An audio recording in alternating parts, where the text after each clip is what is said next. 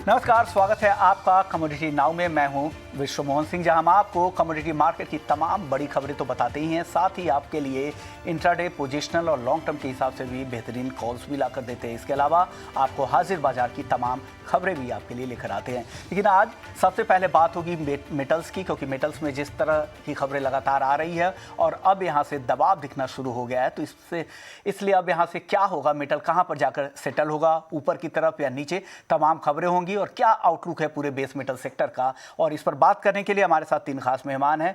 मनोज जैन है, पृथ्वी फिनमार्ट के डायरेक्टर है, एसएमसी ग्लोबल सिक्योरिटीज से वंदना भारती हैं, और साथ ही आनंद राठी के कमोडिटी और करेंसी के डायरेक्टर नवीन माथुर साहब भी है। सर, स्वागत है नवीन जी आपका ईटी नाउ स्वदेश पर।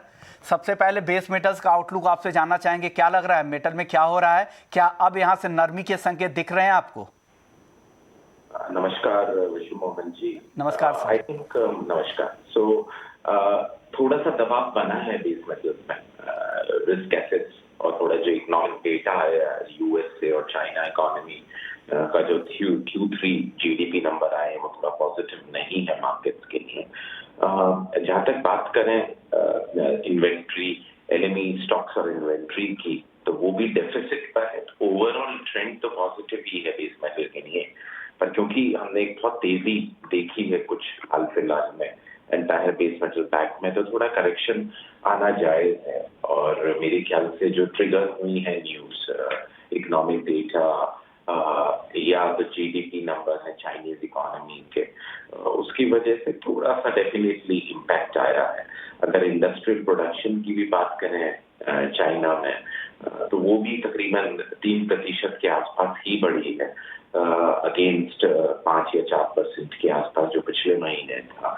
सो फोरकास्ट तो 4.5% का था, पर इंडस्ट्रियल प्रोडक्शन जो बढ़ी है वो तकरीबन 3% बढ़ी है, और पिछले महीने जो था वो 5% के आसपास था। यूएस ने भी इंडस्ट्रियल प्रोडक्शन नेगेटिव ग्रोथ दी है, डी ग्रोथ हुई है तकरीबन 1% से, अगेंस्ट जो एक्सपेक्टेड था 0.2% ग्रोथ।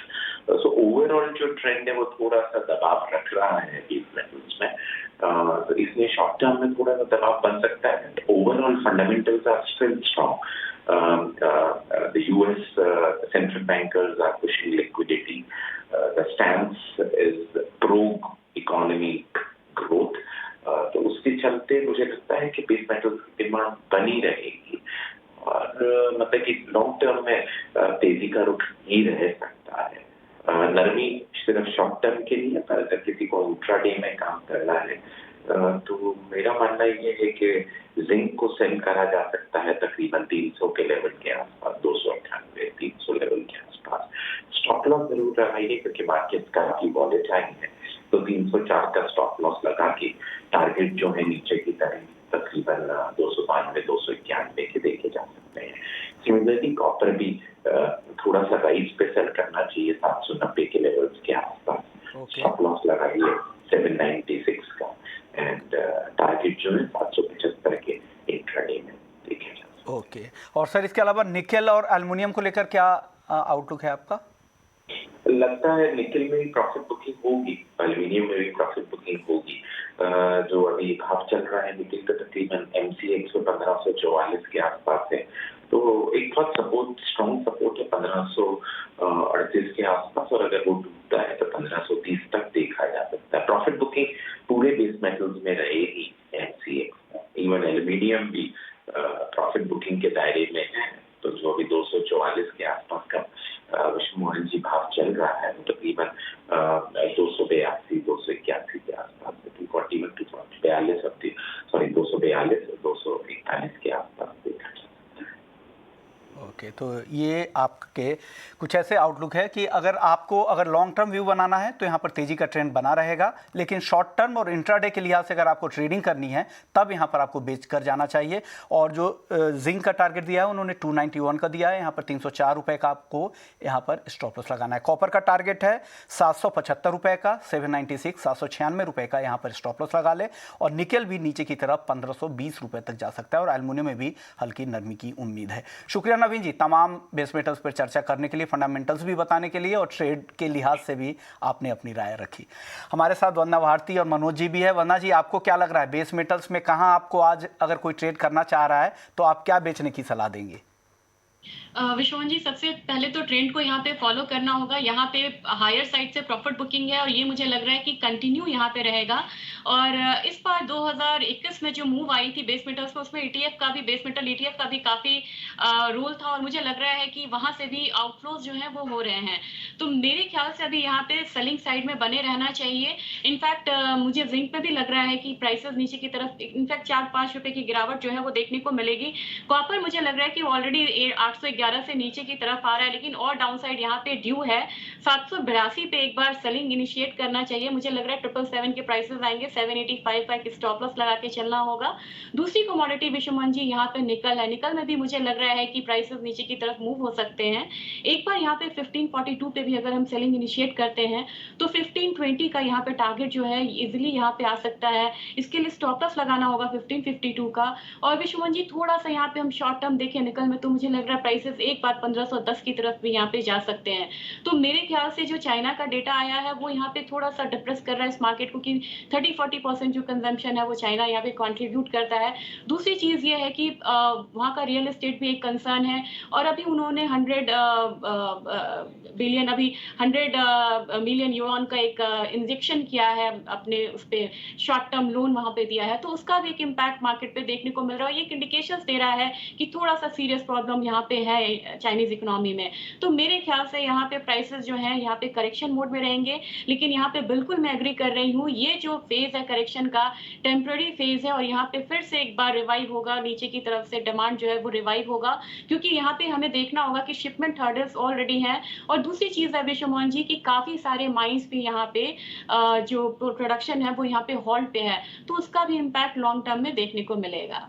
यानी जो गिरावट है वो टेम्पररी है, वापस से खरीदारी लौटेगी। अभी जो गिरावट की वजह ये है कि चीन के जो ग्रोथ के जो नंबर्स आ रहे हैं वो ख़राब है, और साथ ही यूएस के भी जो मैन्युफैक्चरिंग आंकड़े हैं या होम स्टार्ट्स वगैरह के नंबर आ रहे हैं, वहाँ से भी बिकवाली, वहाँ से भी कमज़ोरी के ही संकेत मिल रहे हैं। तो इस वजह से अभी शॉर्ट टर्म में नरमी की उम्मीद है। निकेल और कॉपर वन्ना जी की पिक है। 1520 का नीचे की तरफ टारगेट नवीन जी भी देकर गए हैं और 775 का कॉपर के लिए उन्होंने नीचे टारगेट दिया था। वन्ना जी का है 777, यानी कन्फ्यूज़न नहीं है, बिल्कुल दोनों ने ही सेल कॉल दिया है। मनोज जी, अब आपका भी पूरे बेस मेटल्स पैक पर, और आज आप क्या बेचने की सलाह देंगे? नमस्कार विष्णुमोहन जी, जैसा कि मेरे दोनों कोलीग बता रहे थे कि यहाँ पे जो इकोनॉमिक नंबर्स आए, चाहे वो चाइना के हो या यूएस के हो, तो उसके चलते यहाँ पे एक प्रॉफिट बुकिंग जो है ओवरऑल बेस मेटल पे एक में ऊपरी लेवल्स पर देखने को मिली है। जो मंडे को चाइना के थर्ड क्वार्टर के जीडीपी के नंबर्स आए थे, यूएस के इंडस्ट्रियल प्रोडक्शन के नंबर्स भी उम्मीद से कमजोर थे। वहीं कल शाम को यूएस के जो नंबर्स आए थे वहां पे हमने बिल्डिंग परमिट्स और हाउसिंग स्टार्ट्स में भी जो है डिक्लाइन आते हुए देखा है। तो कहीं न कहीं यहाँ पे जो है अभी हायर लेवल्स पर कीमतें सस्टेन होती हुई नहीं दिख रही और एक प्रॉफिट बुकिंग देखने को मिल रही है। हालांकि जो एलएमई के इन्वेंट्री लेवल्स है वो लगभग डिकेड लोज के आसपास है, तो उसके चलते कीमतों में भी सपोर्ट्स बने हुए हैं। लेकिन दो चीजें यहाँ पे काफी अहम रहेगी। चाइना में जिस तरह से जो नंबर्स जो है वहां पे डी ग्रोथ देखने को मिल रही है और जिस तरह से यूएस के बॉन्ड यील्ड में लगातार बढ़त देखने को मिल रही है, तो कहीं ना कहीं वो ऊपरी लेवल्स पर यहाँ कीमतों को जो है रजिस्ट करता हुआ नजर आएगा। मेरा मानना है कि यहाँ पे अगले 2-3 सेशंस में जो है वो नेगेटिव टू साइडवेज जो है trend overall base metal pack में देखने को मिल सकता है। कॉपर में हमने टेक्निकली देखा है कि यहाँ पे डबल टॉप जो है फॉर्मेशन एक चार्ट पे देखने को मिला है, उसके बाद से यहाँ कीमतों में नरमी देखने को मिल रही है। तो मेरा मानना है कि कॉपर में जो गिरावट है वो कंटिन्यू हो सकती है। 786 के जो लेवल्स है वो सेलिंग के लिहाज से काफी बेहतर होंगे। 796 का एक स्टॉप लॉस रखकर यहाँ 770 तक के लक्ष्य के लिए भी जो है बने रहा जा सकता है। तो कॉपर मेरा टॉप फेवरेट रहेगा सेलिंग के लिए ओवरऑल बेस मेटल पे। यानी बेस मेटल्स में सभी जानकार कॉपर को बेचने की सलाह दे रहे हैं। तो कॉपर मनोज जी का भी टारगेट है 770 का, 775 का टारगेट था नवीन जी का, 777 का वन्ना जी का। चलिए, लेकिन आज हमने जिंदल स्टील के एमडी वी.आर. शर्मा से खास बात की थी। उन्होंने भी स्टील उत्पादन को लेकर कंपनी की आगे की योजनाओं के बारे में क्या कुछ कहा है, आइए सुन लेते हैं। The cycle is going to remain for another 10 years time and maybe more. China is reducing their capacity, China is reducing their production. That is a good sign for India. and the Indian steel industry will have to gear up. Today, we are just at a level about 100 million ton. So the journey is too long. To reach to 300 million ton, the delta from today is 200 million ton. This is the reason JSPL has taken up a plan that we'll be doubling our capacity by 2025. So doubling the capacity means we'll be at a level about 17 to 18 million ton. Still, the gap is too wide. So how to fill in this particular gap? There is a big question, not only for us, but for the entire industry and for the government also. So government is very, very ambitious. They have a very good plan. The Niti Aayog, Steel Ministry, Ministry of Steel, Government of India has charted out a solid plan that we had to reach to 300 million ton. And that is a very realistic plan.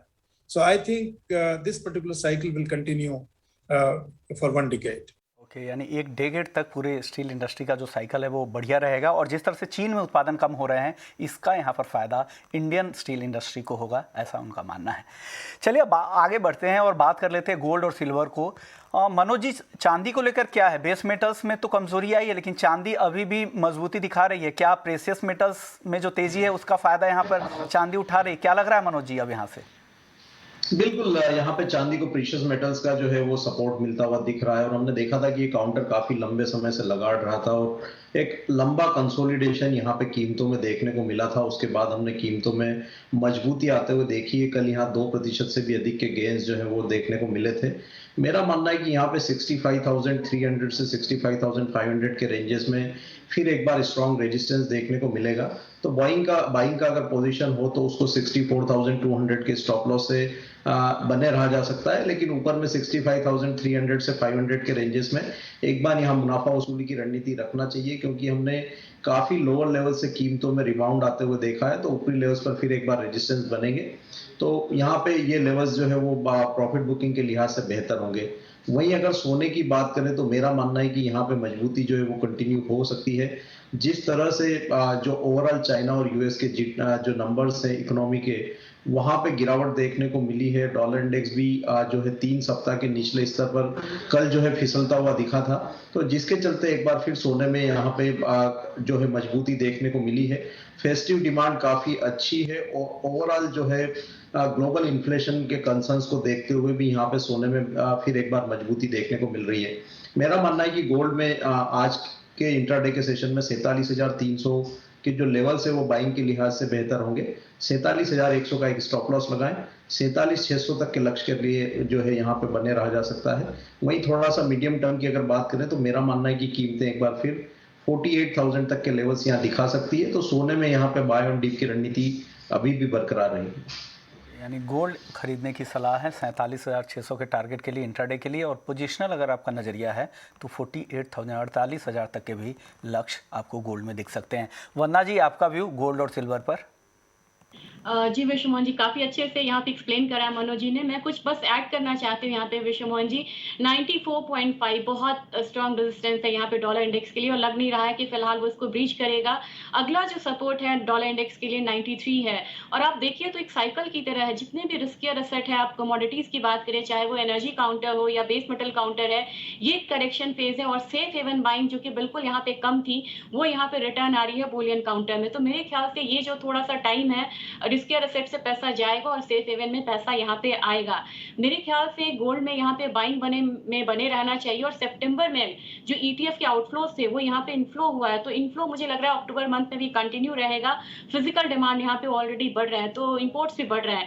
मेरे ख्याल से यहाँ पे bye करके ही चलने में भलाई है। और गोल्ड में मुझे लग रहा है 47,400 पे भी बाय करते हैं। 47,650 का टारगेट रखना होगा, 47,300 का स्टॉप लॉस यहाँ पे लगा के चलना होगा। और सिल्वर में भी मुझे लग रहा है कि एक बार 65,250 के करीब रेजिस्टेंस है एक, तो इसको टारगेट करके यहाँ पे बाय कर सकते हैं। जो बाइंग लेवल रहेगा वो 64,550 रहेगा। स्टॉप लॉस यहाँ पे हम लगा के चल सकते हैं 64,200 का। तो मेरे ख्याल से दोनों ही कमोडिटीज में इस काउंटर में बाइंग है। ओके, यानी वंदना जी को दोनों ही बाइंग की सलाह दे रही हैं। गोल्ड का इनका टारगेट है 47,650 और चांदी का टारगेट है 65,250 रुपये का।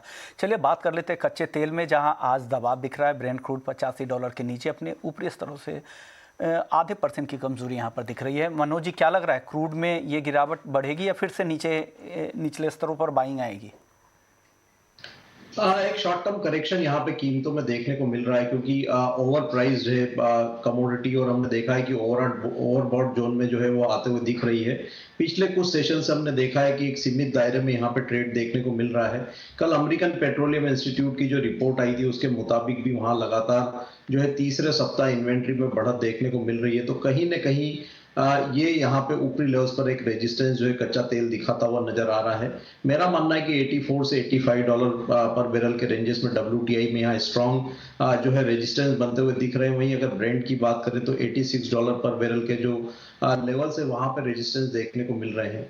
भारतीय बाजारों में MCX पर भी हमने देखा है कि 6200 से 6300 की रेंजेस में कीमतें सस्टेन नहीं हो पा रही है। तो एक यहाँ पे शॉर्ट टर्म करेक्शन जो है वो कीमतों में देखने को मिल सकता है।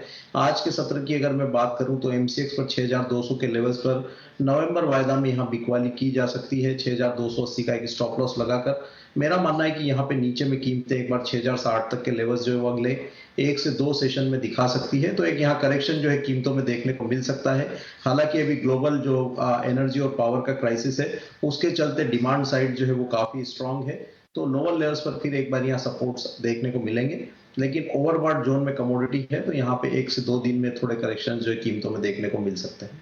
यानी ओवरबॉट की वजह से यहाँ पे बिकवाली थोड़ी आएगी। 6060 के नीचे की तरफ 6060 का लेवल क्रूड में दिख सकता है और वहाँ से वापस खरीदारी भी लौट सकती है, क्योंकि जिस तरह से पावर क्राइसिस है पूरी दुनिया में, सप्लाई कम है, उसका यहाँ पर फ़ायदा आगे मिलेगा। लेकिन अभी फ़िलहाल 1 से 2 दिनों तक कमज़ोरी की ही आशंका है क्रूड में। वरना जी आपको भी लगता है कि अभी फ़िलहाल बेच कर ही जाना चाहिए कच्चे तेल को?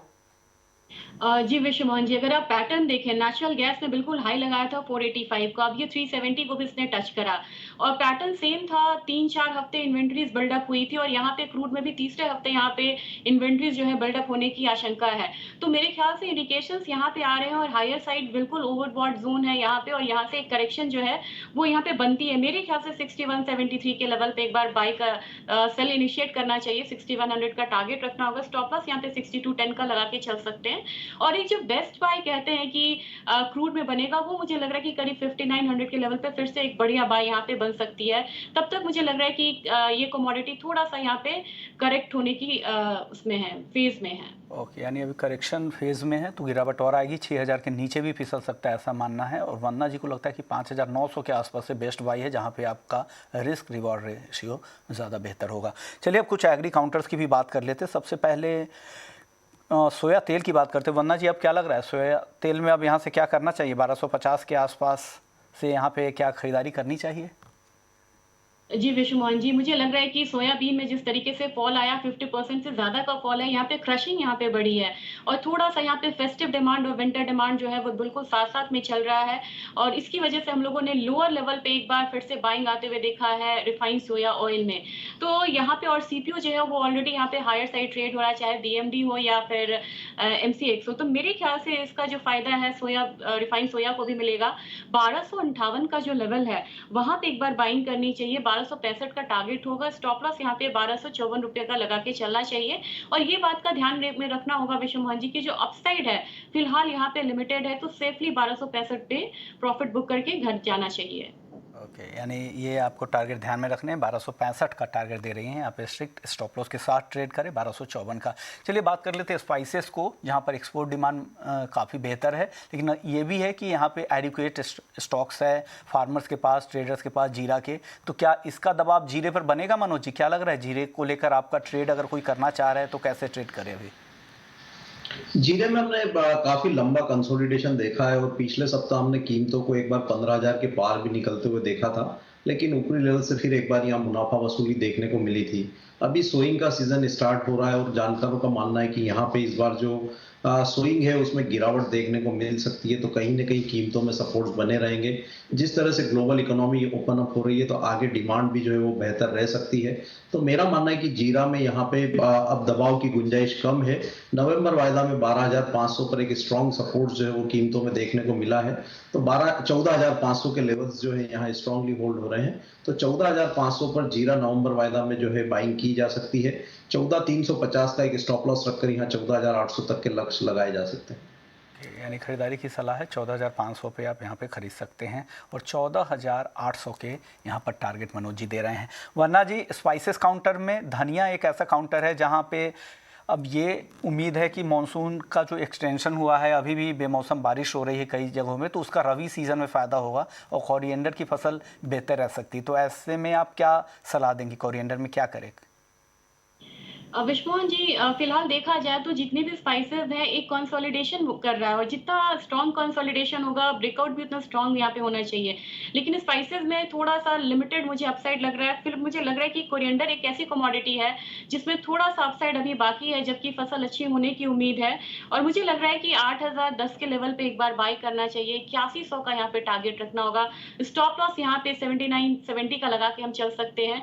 और जितने भी यहाँ पे स्पाइसेस हैं उससे मुझे लग रहा है कि मॉडरेट एक अपसाइड 1 से 2% का हम आते हुए देख सकते हैं आज के ट्रेडिंग सेशन में। तो ये कॉलिन की खरीदारी की सलाह है कोरिएंडर में। वंदना जी, कॉटन में आपका क्या आउटलुक है? विश्वमोहन जी, मुझे लग रहा है कि ये ओवरबॉट कमोडिटी है, चाहे इंटरनेशनल मार्केट हो या इंडियन मार्केट हो। इतने हायर साइड पे अपना एक्सपोर्ट जो है वो घट सकता है, और इसका इम्पैक्ट जो है प्रॉफिट बुकिंग भी यहाँ पे आ रही है। तो मेरे ख्याल से कॉटन में थोड़ी सी जो सेलिंग प्रेशर है थोड़ी वो दिखेगा यहाँ पे, और यहाँ पे सेलिंग करके ही चलना चाहिए। 30,400 के लेवल पे एक बार सेलिंग इनिशिएट करना चाहिए। 30,100 का टारगेट रखना होगा। स्टॉप लॉस यहाँ पे हम लगाएंगे 30,550 रुपए का। ओके। हालांकि जो खबर आ रही है कि इसमें देश में 255 लाख गांठ इस साल 2020-21 के लिए कंजम्पशन का अनुमान है। हालांकि इनको लग रहा है कि ओवरबॉट सिचुएशन में है, तो यहाँ पर ये इनकी तेज़ी नहीं टिकेगी, यहाँ पर आपको बेच कर ही जाए। हालांकि आज के सत्र में हल्की गिरावट है, नीचे की तरफ 30,100 रुपये का कॉटन के लिए टारगेट वंदना जी दे रही हैं। चलिए, कमोडिटी नाउ को यहीं समेटते हैं। शुक्रिया वंदना जी आपका और मनोज जी आपका। आप लोगों ने बेहतरीन रिसर्च रिपोर्ट निकाली और बढ़िया कॉल्स दर्शकों को दिए। तो कमोडिटी नाउ में फिलहाल इतना ही, लेकिन आप बने रहिए ईटी नाउ स्वदेश के